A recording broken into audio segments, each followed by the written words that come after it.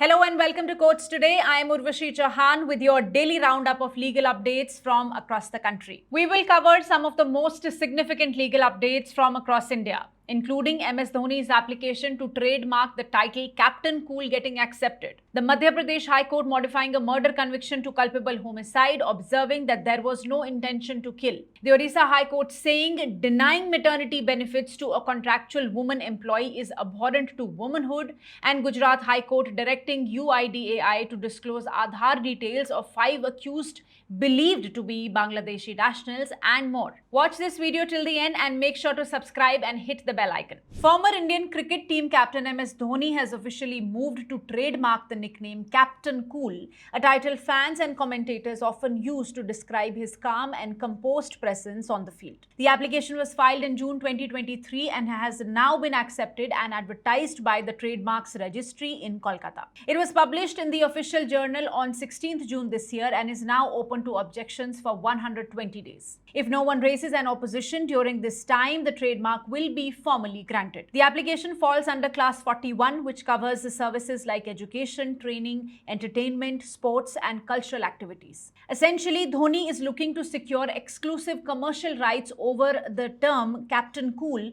for use in areas such as sports coaching and related entertainment services. If granted, this means no one else will be able to use the term Captain Cool commercially in the fields Dhoni has claimed, solidifying the nickname as part of his brand. The Madhya Pradesh High Court has modified a man's conviction from murder to culpable homicide not amounting to murder after finding that he did not intend to kill his wife but did have knowledge that his actions could cause death. The case goes back to a domestic fight between the husband and his wife. According to the FIR filed by their 17-year-old son, the husband got into a heated argument with his wife over money. When she refused to give him any, he began hitting her, first with punches and kicks, then dragged her outside the house. He even threw a brick at the relative who tried to stop him and locked his son in a room. The next morning, the wife was found dead with a severe head injury. The trial court had convicted the husband under Section 302 of the IPC for murder and sentenced him to life imprisonment. But on appeal, the High Court looked closely at the facts, especially the statements of key witnesses, many of whom, including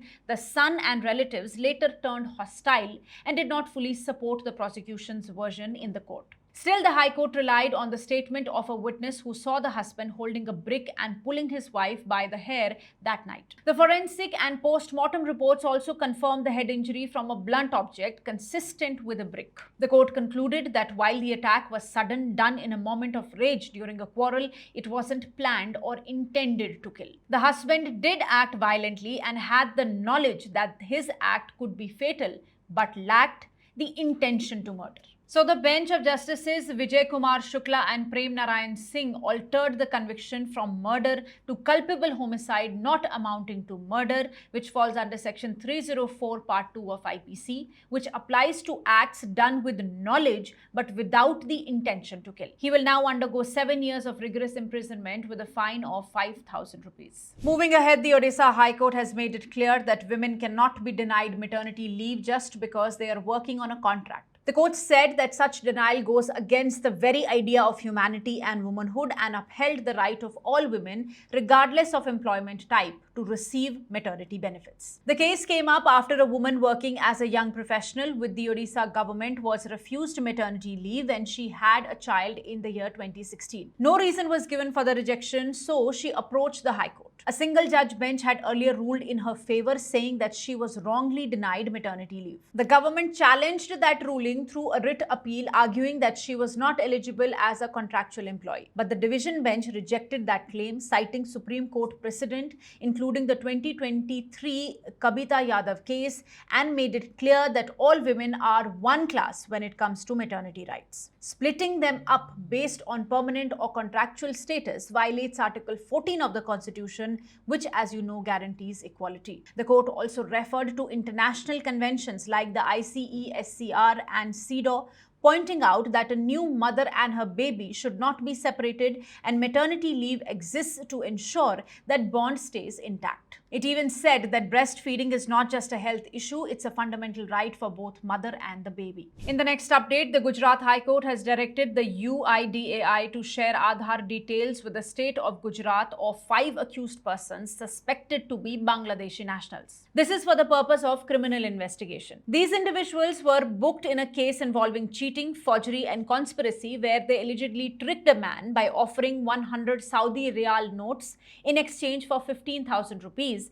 but gave him only 2 fake notes. During the investigation, it was found that they may have forged Aadhaar and PAN cards and could be illegally residing in India. The state government approached the High Court arguing that access to Aadhaar card data was critical to verify their identities. However, under sections 28 and 29 of the Aadhaar Card Act, sharing such data is usually barred due to privacy and confidentiality issues. Justice Hasmukh D. Suthar ruled and noted that while Aadhaar information is protected, Section 33 of the Aadhaar Act allows such disclosure if ordered by a High Court judge. The court observed that since the accused may have used fake Aadhaar cards and are foreign nationals, this information is necessary to bring the investigation to its logical conclusion. Referring to legal provisions and the facts of the case, the court held that it had the authority to direct UIDAI to disclose identity-related information and therefore ordered it to cooperate with the police and share the required data linked to the accused in the FIR registered in Vadodara. A public interest litigation has been filed in the Guwahati High Court challenging Assam government's pushback policy for suspected illegal immigrants. This policy allegedly involves picking up individuals, often based on mere suspicion, and pushing them across the border into Bangladesh without following proper legal procedures. The PIL has been filed by All BTC Minority Students Association,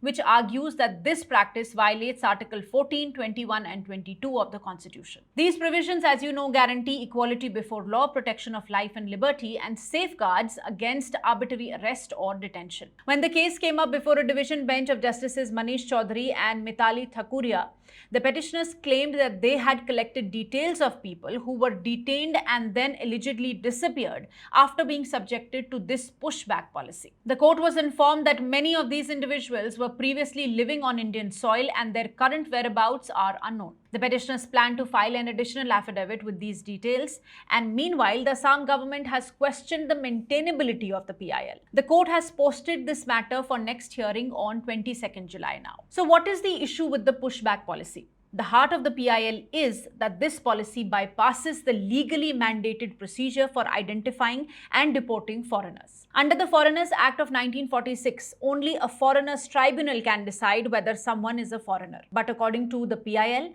Assam police and border authorities are sidestepping this by directly pushing people across the border without any tribunal decision, notice or opportunity for appeal. The petition also refers to Supreme Court's judgments in Sarbananda Sonowal versus Union of India from 2005, which emphasized the importance of due process in deportation matters. It argues that Assam government is misusing a recent Supreme Court order in the Raju Bala Das case, where the court directed deportation of just 63 declared foreigners to justify a broader unauthorized drive. In fact, the PIL alleges that over 50 people have already been detained and pushed back, including a government school teacher. The practice reportedly involves transporting detainees to the Mataya detention camp and then handing them over to border security force, who allegedly force them across the border at night without confirming their nationality or giving them legal recourse. The concern is that people who might be Indian citizens or whose nationality is uncertain are being expelled without a fair hearing.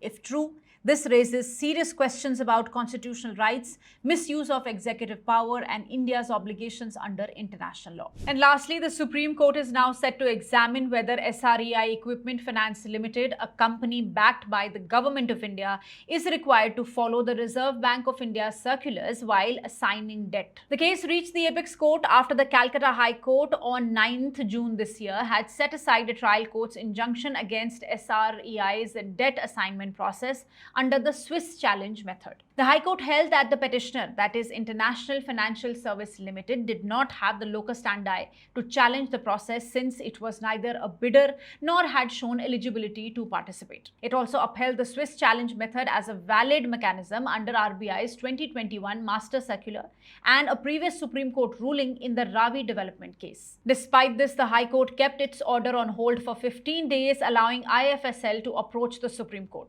Acting within that window, IFSL filed a petition, and the Supreme Court has now issued notice in the matter and stayed SREI's debt assignment process until the next hearing, which is scheduled for 5th August now. The court also restrained SREI from finalizing its expression of interest process. During the hearing, IFSL argued that since SREI is now controlled by the government-backed National Asset Reconstruction Company, it should be treated as a government company and follow stricter RBI rules. These include transparency in bidder selection, adequate due diligence time, and mandatory valuation from 2 external experts for large debts. SREI, on the other hand, pushed back, saying that IFSL has no legal right to challenge the process as it's neither a borrower nor a bidder. They maintained that the entire petition was without merit and that the High Court had already dealt with these concerns. Well, now the Supreme Court will take up the matter in detail in August to decide key questions about transparency, RBI compliance,